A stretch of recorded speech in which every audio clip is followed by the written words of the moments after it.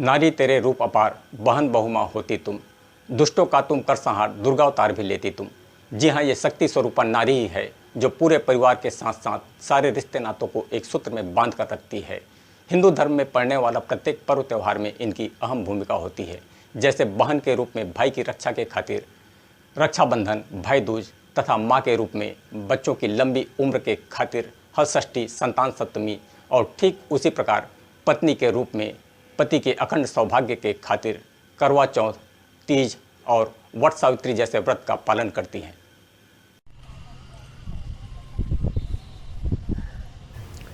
छत्तीसगढ़ की धर्मनगरी रतनपुर में ज्येष्ठ मास की कृष्ण पक्ष में पड़ने वाला अखंड सौभाग्य का पर्व वट सावित्री व्रत पूजा की जबरदस्त धूम देखने को मिली, जहां नई नवेली दुल्हन से लेकर बुजुर्ग सुहागिन महिलाएं इस व्रत को जोश और उल्लास के साथ मना रही थी।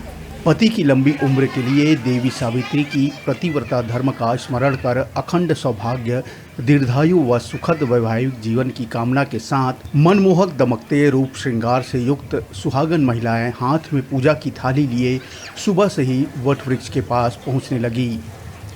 चूँकि वट वृक्ष को आध्यात्मिक और वैज्ञानिक दृष्टि से बहुत ही महत्वपूर्ण माना जाता है, जो वातावरण के शुद्धिकरण के साथ ही शीतलता भी प्रदान करती है, तो आध्यात्मिकता से परिपूर्ण नगर की सैकड़ों महिलाएं वट वृक्ष के समक्ष सामूहिक रूप से विधि विधान से पूजा आरंभ किए, जिसमें वट वृक्ष के नीचे यमराज, सावित्री और सत्यवान की मूर्ति स्थापित कर अपने हाथों में जल, पुष्प, अक्षत, मौलिक धागा, भीगे हुए चने, धूप, दीप आदि अर्पित किए।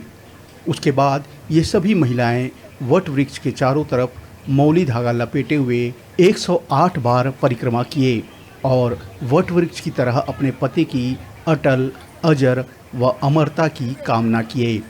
उसके बाद अपने हाथों में भीगे हुए चने को लेकर सावित्री और सत्यवान की कथा का श्रवण किए, जिसमें सावित्री ने अपने पति की रक्षा के लिए यमराज से उन्हें वापस ले आए थे, जिसकी प्रेरणा स्वरूप सारी सुहागन महिलाएं इस व्रत का पालन करते दिखाई पड़ी।